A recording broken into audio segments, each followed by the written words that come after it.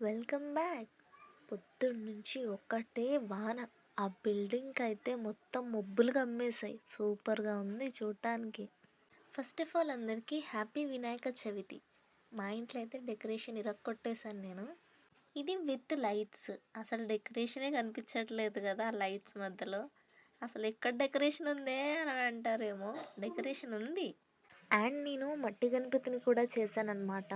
ఏంటి ఇప్పుడు అక్కడ గణపతి ఉందా అని మీరు నన్ను అడుగుతారేమో. లేదు, అది ఉత్త డెకరేషన్ అండి. మీరు ఇప్పుడు చెప్తున్నారు, ముందే చెప్పాలి కదా. ఇది వితౌట్ లైట్స్. ఇది డెకరేషన్. ఎలా ఉందో కామెంట్ చేయండి.